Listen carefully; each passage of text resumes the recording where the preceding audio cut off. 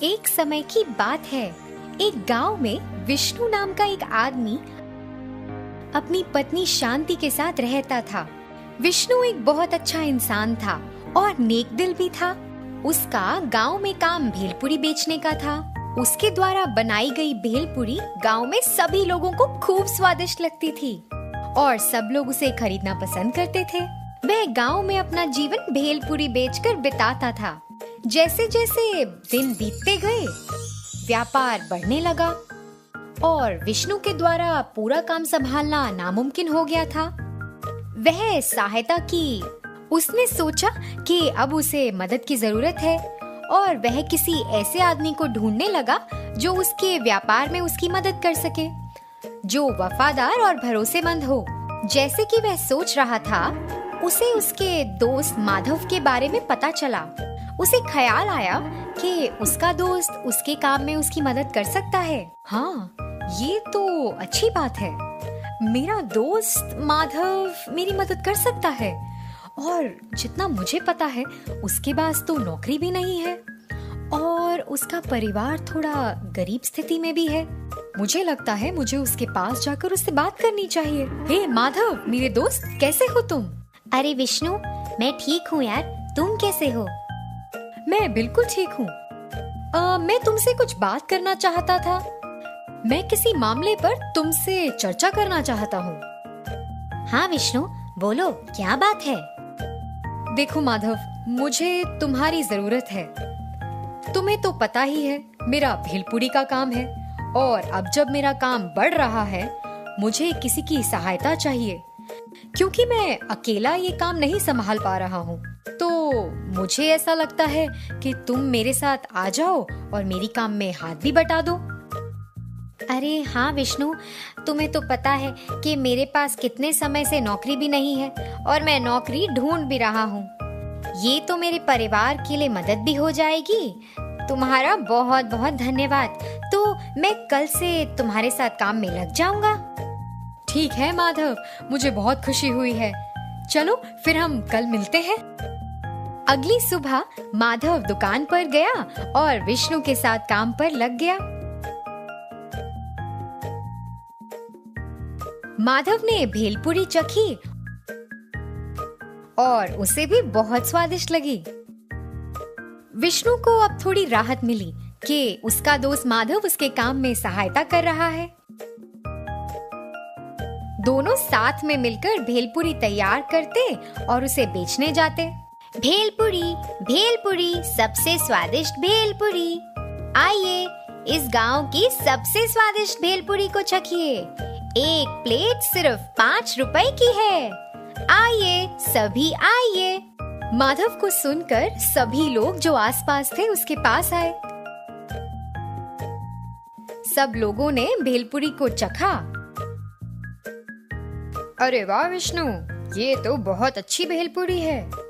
ये तो हमारे गांव की सबसे बेहतर भेलपुरी है। अंकल, आपकी भेलपुरी तो बहुत अच्छी है। मैं इसे दिन भर खाता हूँ। मुझे ये बहुत पसंद है और मैं आगे भी खाता रहूँगा।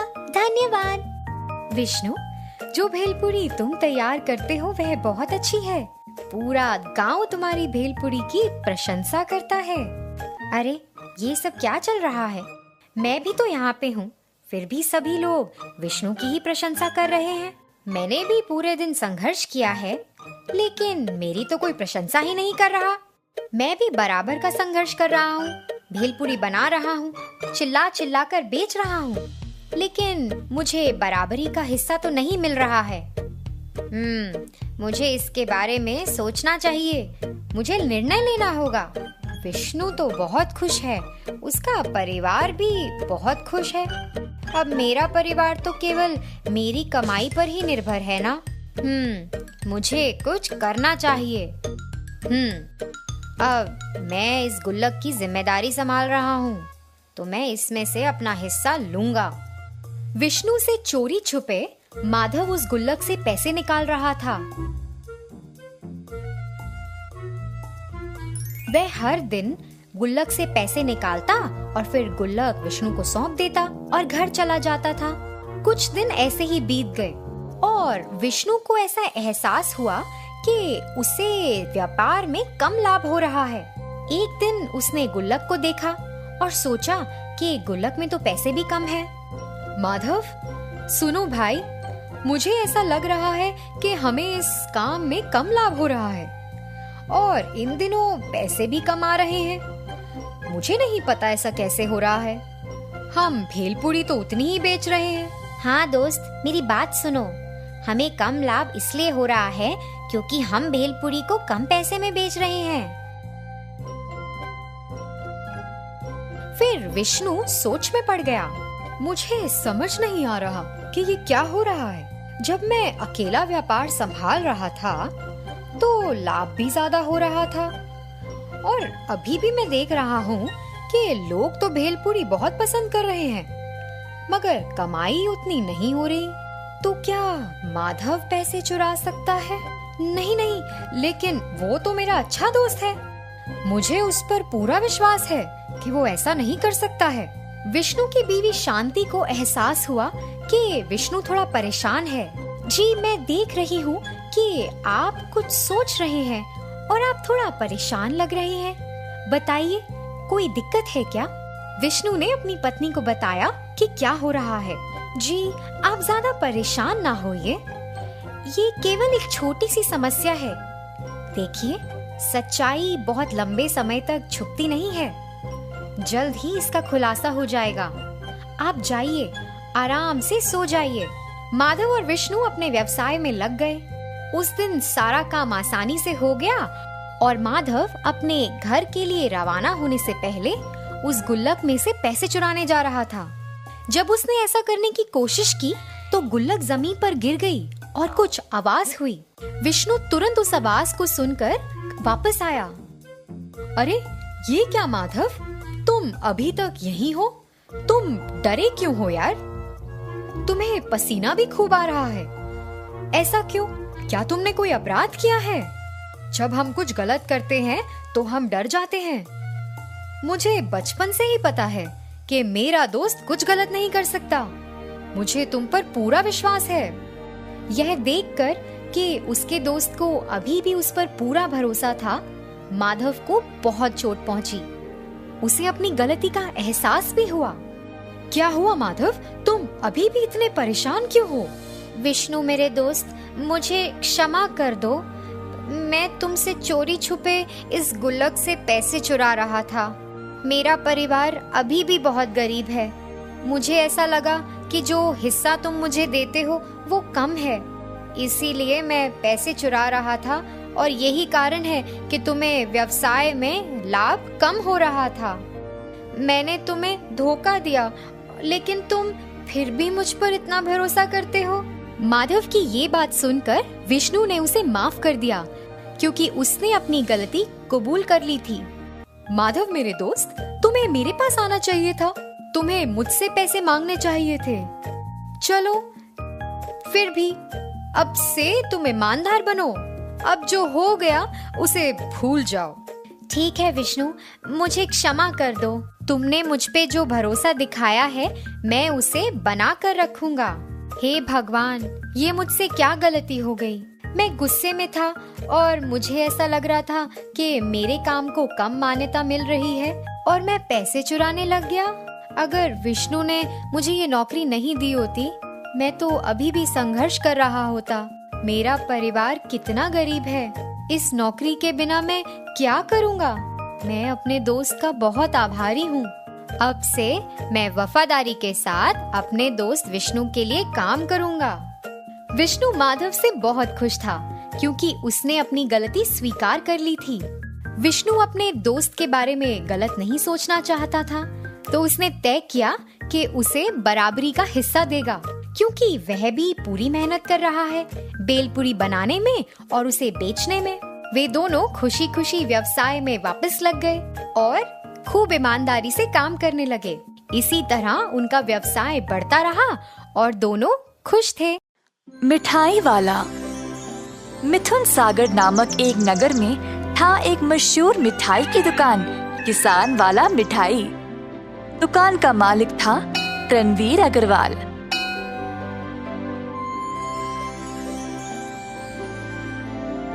रणवीर अपने बेटे केतन से बहुत प्यार करता था। केतन के साथ एक और लड़का था, शंतन। शंतन अंजया का बेटा था जो रणवीर के लिए काम करता था। अब शंतन तो केतन का सगा भाई तो नहीं था, पर दोनों को रणवीर ने साथ साथ बड़ा किया।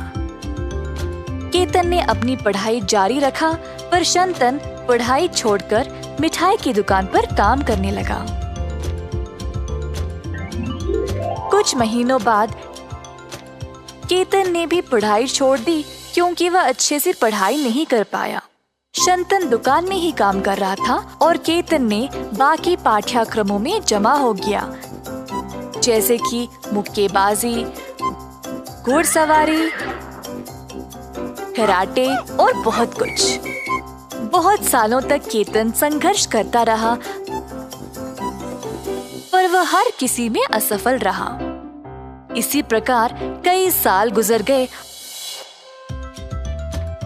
और केतन किसी भी चीज में सफलता नहीं प्राप्त की। दूसरी ओर शंतन दुकान में काम करके स्वादिष्ट मिठाई बनाना सीख लिया। उसने बहुत मिठाई बेचा और किसान वाला मिठाई को और भी मशहूर बना दिया। उसकी जिम्मेदारियां भी बढ़ गई और उसने दुकान की अच्छी देखभाल की। रणवीर ने दोनों लड़कों को ध्यान से देखा और फिर एक दिन केतन को अपने पास बुलाया। केतन, तुमने 12 साल बिताए कई पाठ्यक्रमों को सीखने में, पर तुमने कुछ नहीं सीखा। कम से कम दुकान के कैश काउंटर को जाकर संभालो, कुछ ना कुछ तो वहाँ सीख जाओगे। ये सुनकर केतन बहुत खुश हो गया। उसको ऐसा लगा जैसे पूरी दुकान उसी की है और हर एक जिम्मेदारी भी उसी की। अगले दिन केतन दुकान पर गया। अपने आप को कुछ ज्यादा ही महान समझकर दुकान पर उसने देखा कि शंतन सब कुछ बहुत अच्छे से संभाल रहा था। किसी ने केतन को भाव ही नहीं दिया और केवल शंतन की बात ही सुन रहे थे। केतन को जलन होने लगी और उसको समझ नहीं आया कि वह क्या करे। दिन समाप्त होने के बाद जब शंतन काम करने वालों को तनख्वाह दे रहा था, तब केतन बीच में आया और उसके हाथ से पैसे छीन लिए। ये मेरी दुकान है और अब से पैसे मैं ही संभालूंगा। उठो यहाँ से और जाओ। शंतन ने कुछ नहीं कहा और चुपचाप वहाँ से चला गया। केतन अब काम करने वालों को पूरी तनख्वाह देने के बजाय आधा ही देने लगा। दुकान के लोगों को निकालकर दूसरे काम वालों को ले आया, जिनको मिठाई बनाने के बारे में ज्यादा कुछ पता भी नहीं था। शंतन ये देखकर केतन के पास गया और बोला, अगर तुम ऐसे कर्मी को काम पे रखोगे तो हम अच्छी मिठाई कैसे बना पाएंगे? मुझे पता है मैं क्या कर रहा हूँ। अगर तुमको पसंद नहीं तो तुम इस दुकान को छोड़कर जा सकते हो। ये सुनकर शंतन दुकान जाना बंद कर दिया। जब रणवीर ने शंतन को घर पर ही देखा तो वह हैरान रह गया। रणवीर जानना चाहता था कि हुआ क्या, पर शंतन उसको कुछ नहीं बोल रहा था। अंत में रणवीर को पता चल ही गया कि उसकी दुकान पर हो क्या रहा था। रणवीर ने देखा कि उसका बेटा गलत रास्ते पर जा रहा था। सब लोग उसके बारे में बुरा बात कर रहे थे और रणवीर को ये बात अच्छी नहीं लगी। एक दिन रणवीर ने दोनों लड़कों को अपने पास बुलाया। रणवीर ने लड़कों से पूछा कि क्या हो रहा है। शंतन ने अपनी बात बोली, पर केतन अपनी गलती मान ही नहीं रहा था। रणवीर को पता था कि गलत कौन था। वह जानता था कि शंतन की वजह से ही दुकान का अच्छा नाम बना था। अंत में रणवीर ने शंतन को दुकान का मालिक बना दिया। ये देखकर केतन और भी नाराज हो गया। पिताजी, आपने ये ठीक नहीं किया। तुम किसी काम के लायक नहीं हो और उसके ऊपर तुम इतनी ईर्ष्या और गुस्सा दिखाते हो। इस तरह तुम एक अच्छा जीवन नहीं बिता सकते। तुम मेरी एक ही औलाद हो और मैंने 12 साल इंतजार किया, तुम में बदलाव देखने के लिए, पर तुम इतने लापरवाह बन गए। अब तुम जो भी कहो, मैं निर्णय ले चुका हूँ। केतन घर छोड़कर चला गया और शंतन ने दुकान की सारी जिम्मेदारी ले ली और उसको फिर से अच्छे से चलाने लगा। बहुत दिन बीत गए और केतन को बाहर भी कोई नौकरी नहीं मिली। घर वापस आकर उसने अपने पिता से माफी मांगा। रणवीर ने केतन को माफ कर दिया और उसको शंतन का सहायक बनाया। कुछ ही समय बाद केतन ने शंतन से बहुत कुछ सीख लिया। दोनों भाइयों की तरह रहने लगे, एक दूसरे की सहायता करते हुए। इस कहानी से हम ये सीखते हैं कि कोई भी काम अगर मन लगाकर करोगे तो अवश्य सफल होंगे। दूध वाला। बिकनूर नामक एक नगर में रहता था एक राजा चंद्रसेना। उसका मंत्री कबीर सिंह उसके दूध का कारोबार संभालता था। उन्होंने बहुत सारे स्वस्थ गायों को पाला जो अच्छा और गाढ़ा दूध देते थे। ये दूध सारे गांव में बेचा जाता था।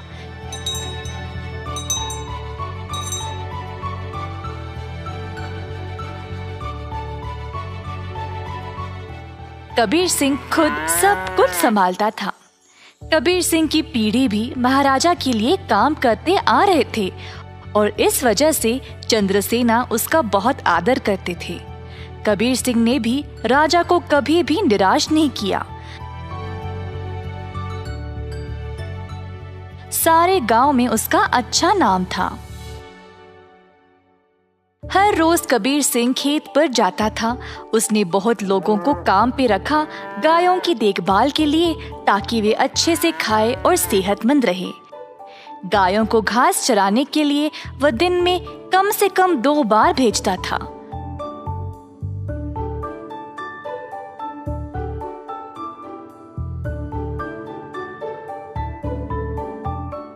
वह हमेशा ध्यान रखता था कि दूध साफ सुथरा रहे।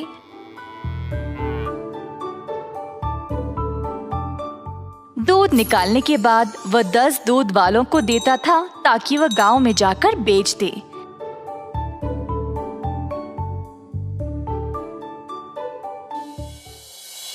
दूध वाले कबीर सिंह को पैसे देते थे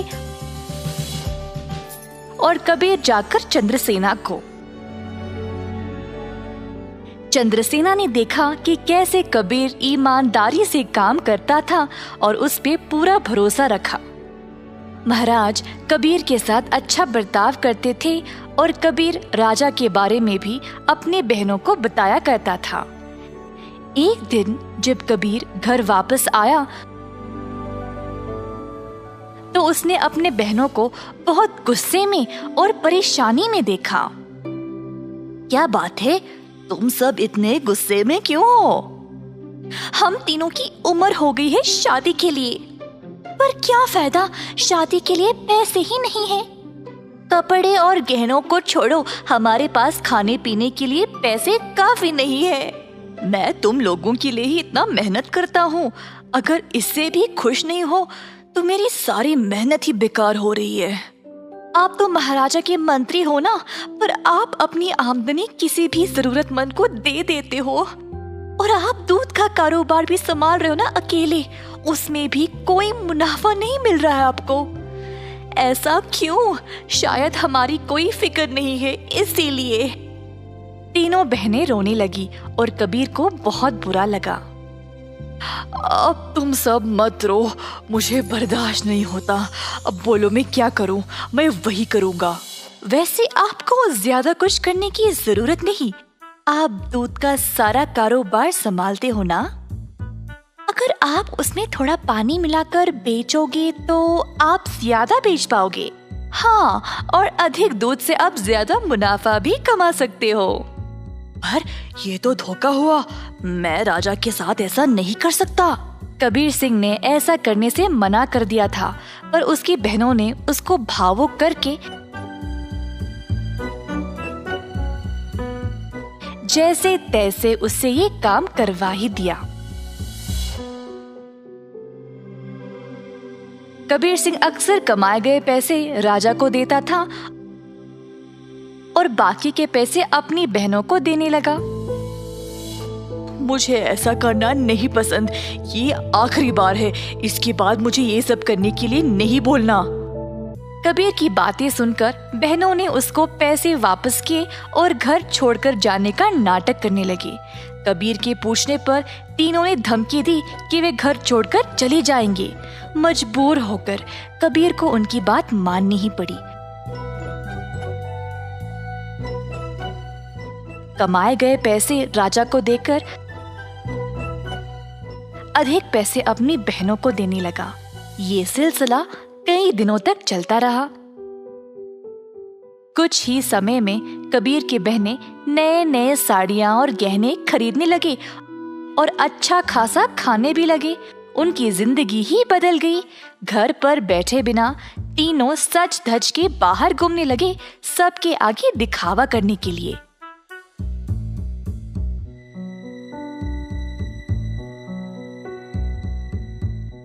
गांव के सारे लोग हैरान रह गए और आपस में बातें करने लगे। ये तीन बहनें कबीर की कमाई को ऐसे इस्तेमाल कर रहे हैं। मैंने कभी नहीं देखा किसी को ऐसा करते हुए। पर कबीर सिंह के पास इतने पैसे आए कहाँ से? सब लोग कबीर के बारे में बातें करने लगे और बाकी के मंत्री कबीर की कमाई पर ईर्ष्या करने लगे, तो इस बात पर जांच करना शुरू कर दिए।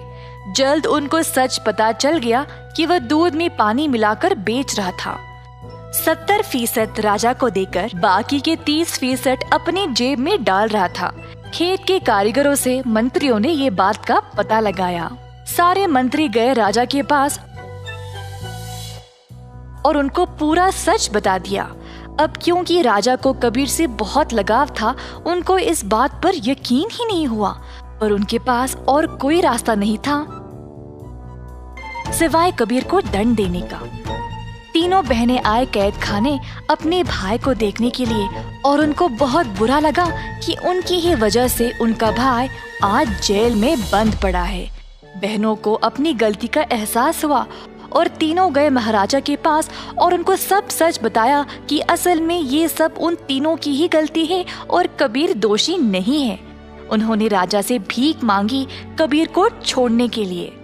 जब राजा ने ये सब सुना तो उन्होंने तीनों बहनों को भी कबीर के साथ कैद खाने में ही डाल दिया और कहा, दंड केवल गलत करने वाले को ही नहीं, गलत सोचने वाले को और गलती में हिस्सा लेने वाले को भी मिलनी चाहिए।